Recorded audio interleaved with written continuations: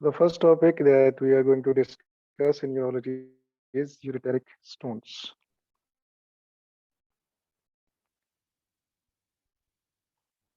How we are going to manage ureteric stones. What is the presentation of ureteric stones? What are the risk factors for ureteric stones? We are going to discuss them one by one. So the presentation of ureteric stones is a pain that start in the loin region and that is radiated to groin, associated with hematuria, dysuria, and nausea and vomiting. These are the presenting features of ureteric stones.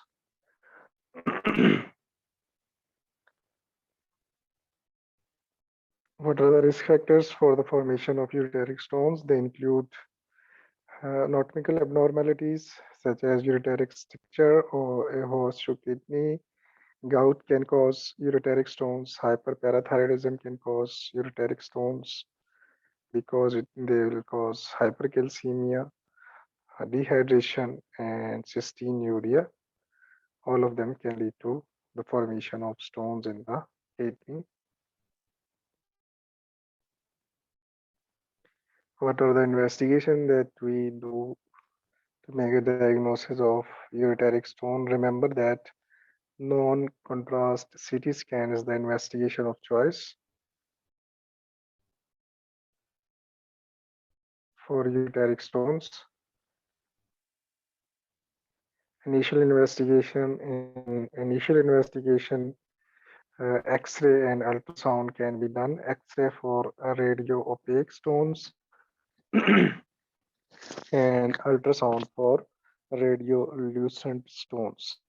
Calcium carbonate stones or calcium oxalate stones, they are radio opaque and they can be detected on X-ray. While for radiolucent stones such as uric acid stones that are present in patient with gout, they can be diagnosed on ultrasound initially, and in pregnancy due to high radiation and non-contrast CT scan, we prefer ultrasound of the whole abdomen to make a diagnosis of ureteric stones and not non-contrast CT scan.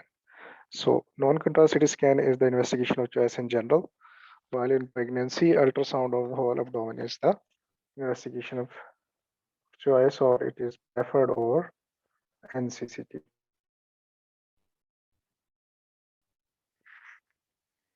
So what are the other diseases that can present with unilateral loin or flank pain and that you need to rule out? They include ectopic pregnancy and appendicitis. Ectopic pregnancy, there will be history of amenorrhea. Ovarian torsion can also present with a unilateral loin or flank pain.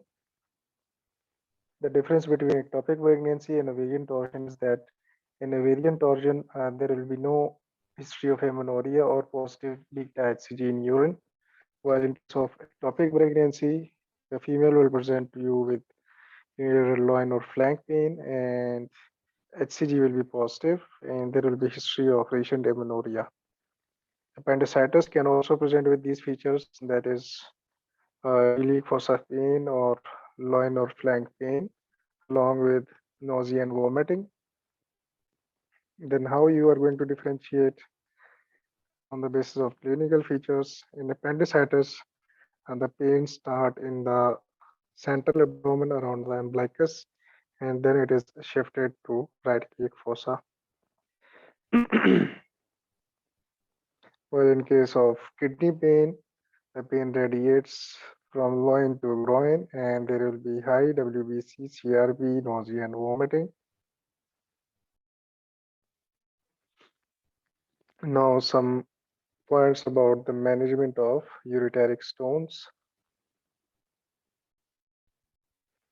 NSAIDs are provided for painkiller, for pain relief.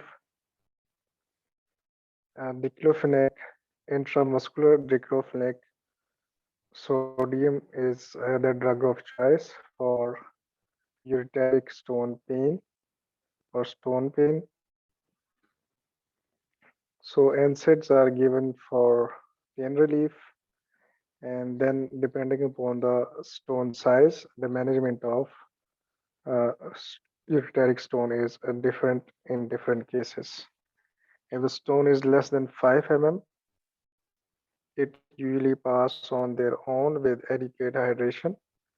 So if the stone size is less than 5 mm or 0.5 centimeter, then we'll advise the patient to increase fluid intake, and along with increased fluid intake, calcium channel blocker or alpha blocker may be prescribed to facilitate the expulsion.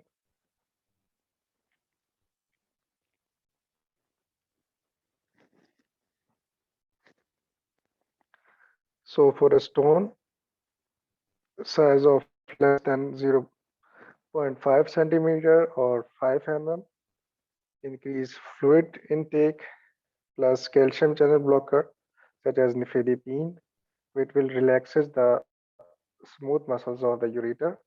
Also, alpha blockers, they will also relax the smooth muscles of the ureter and facilitate the expulsion of stone. But if the fluids, the stone size is between 0.5 to 2 centimeter, then we have two options. One is extracorporeal shock wave lithotripsy, and the other is ureteroscopy with Dormy basket. And if the stone size is more than 2 centimeter or 20 mm, then we have the option of percutaneous nephrolithotomy. So less than 0.5 centimeter, increase fluid intake or medical management such as calcium channel blocker and alpha blocker. The stone is between 0.5 to 2 centimeter. Extracorporeal shock wave lithotripsy is the first line, and ureteroscopy with Dormy basket is second line. In pregnancy, ureteroscopy with Dormy basket is preferred because of radiation exposure in extracorporeal shock wave lithotripsy. In pregnancy, ureteroscopy with Dormy basket is preferred. And if the stone size is more than 2 centimeter, then percutaneous nephrolithotomy, that is surgical removal of the stone.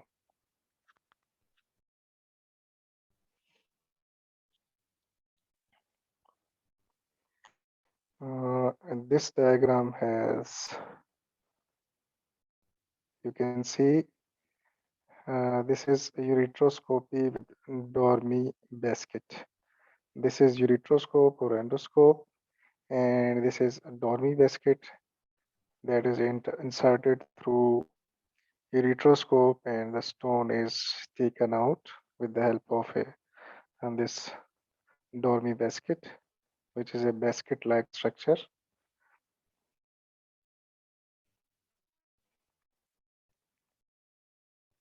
So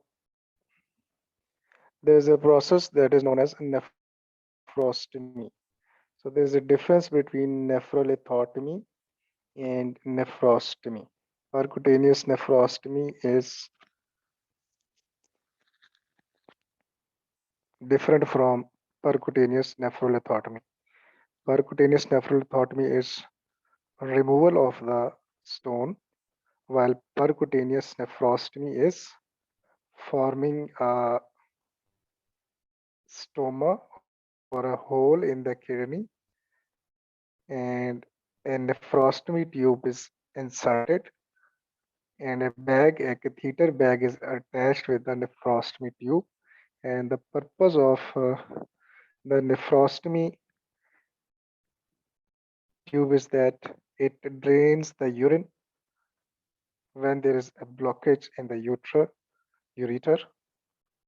It will help in the drainage of the urine. So when we will go for percutaneous nephrostomy.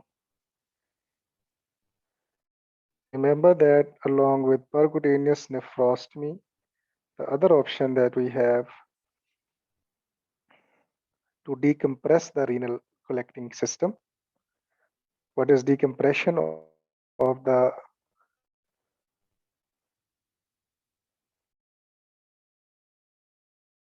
renal collecting system? Remember that when there is a stone in the ureter, it will block the urine flow. So there will be backflow of the urine, and pelvicalcial system, pelvis and the calyces in the kidney, they will be dilated. That is known as hydronephrosis. So if a person develops hydronephrosis, then we'll do percutaneous nephrostomy. Along with percutaneous nephrostomy, the other option that we have to decompress the renal collecting system is to place a ureteric stent. Ureteric stent is placed through urethra, bladder, and then ureter. A stent is placed in the ureter to allow the flow of the urine. So for decompression of the renal collecting system, we have two options, either a ureteric stent or either to place a ureteric stent or to do percutaneous nephrostomy.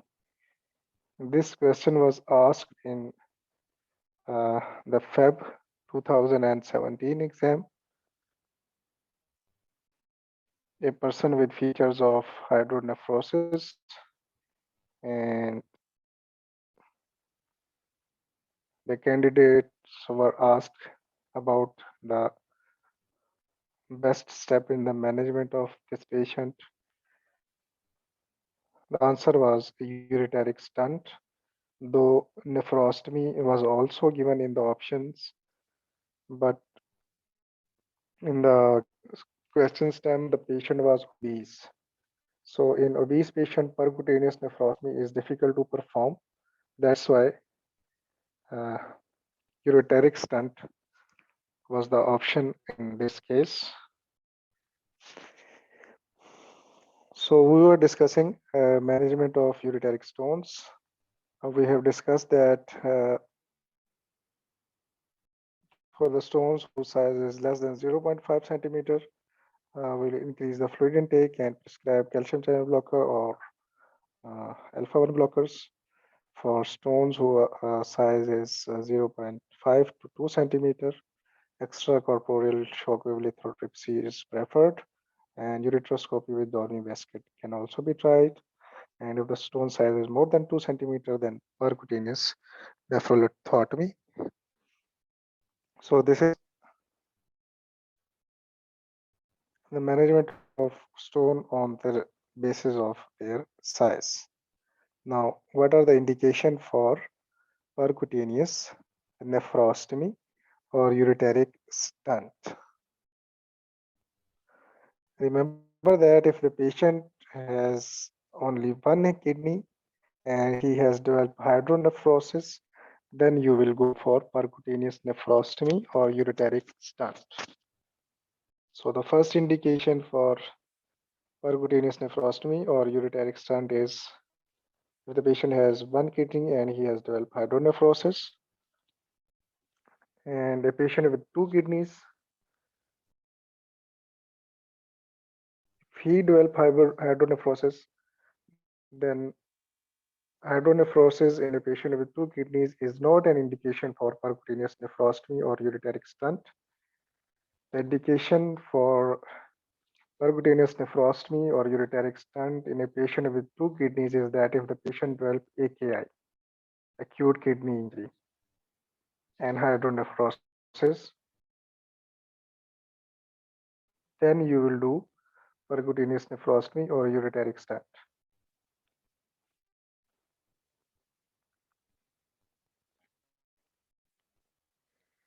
And after decompressing the pelvicalcial system, Then we'll manage the stone according to their size.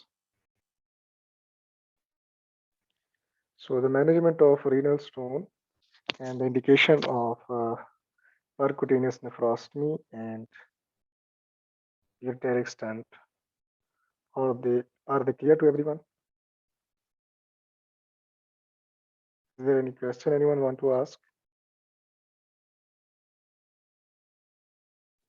So if the patient has a stone more than 2 centimeter, and there is hydronephrosis as well. So what we will do first? First we will do the nephrostomy, and then we will do nephrolithotomy. If the patient has a stone of more than 2 centimeter and he has developed hydronephrosis, then first of all we'll see if he has one kidney or he has two kidneys. If he Right. has two kidneys, then you will go for percutaneous nephrolithotomy. Nephrolithotomy. Yes. Okay. Yes, Without the AKI. yes, without the AKI. Right. Thank you. And if there is AKI along with hydronephrosis, then first you will do percutaneous nephrostomy. Right. Okay. Thank you. Because if a patient with one kidney has developed hydronephrosis, then it means if we do not relieve the obstruction or do not decompress the pelvic calcial system, the person or the chances of getting that kidney damage will be increased. That's why we need to decompress the pelvic calcial system first, Right. because percutaneous nephrotomy is going to take a time of 2 to 3 days to get it done. That's why we need to decompress the pelvic calcial system. Right. Similarly, if a patient is with two kidneys and he has developed hydronephrosis, it means that both the kidneys are blocked and there is obstruction to the flow of urine. That is known as obstructive uropathy. So in that case, we also need to decompress the pelvic calcium system as soon as possible. Right. Thank you.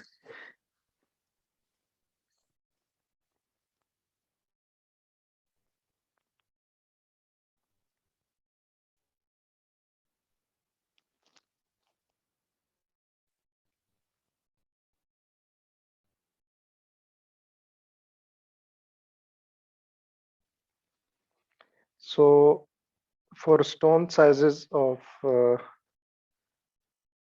stones has between 5 mm to 20 mm. What two options do we have?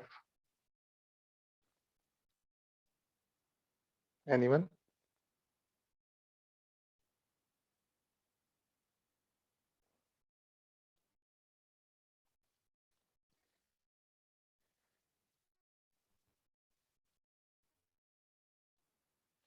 How will you manage a stone of a size between 5 to 20 mm? It's 2 options. One is extracorporeal shockwave lithotripsy, and the other is um, dormia. Uh, Ureteroscopy with Dormy basket. dormia. Yeah, ureteroscopy with dormia basket. Yeah. So remember that out of these two options, if the stone size is less than 10 mm, then ESWL will be lithotripsy, shockwave lithotripsy will be our first line, and ureteroscopy with Dormy basket will be second line. And if the stone size is more than 10 mm, then ureteroscopy will be first line and ESWL will be second line. So in short, ESWL is preferred for small size stone that are more than 5 mm but less than 10 mm.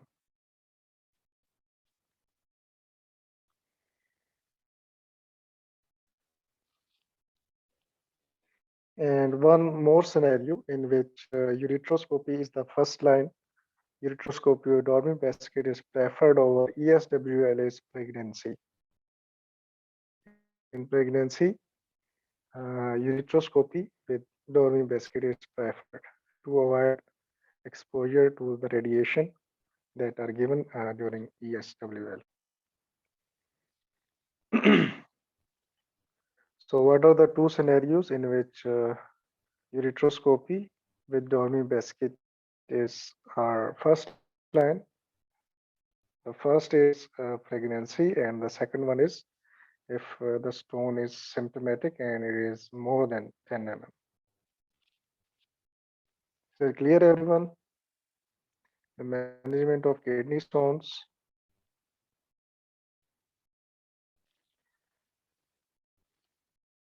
Obstructive uropathy with one functioning kidneys, a stone of any size with dilation of pelvic calcium system.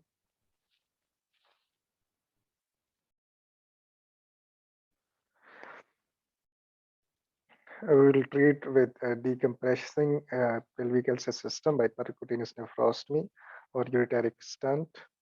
And a person with two kidneys, if he develop AKI, fever, or hydronephrosis, then the treatment will be decompressing the renal system by percutaneous nephrostomy tube first.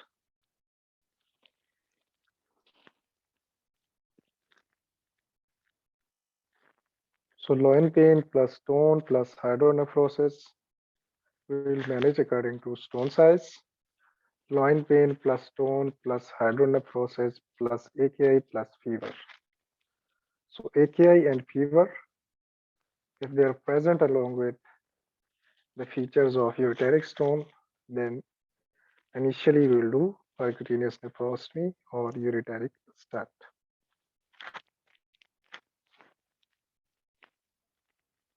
So this was all about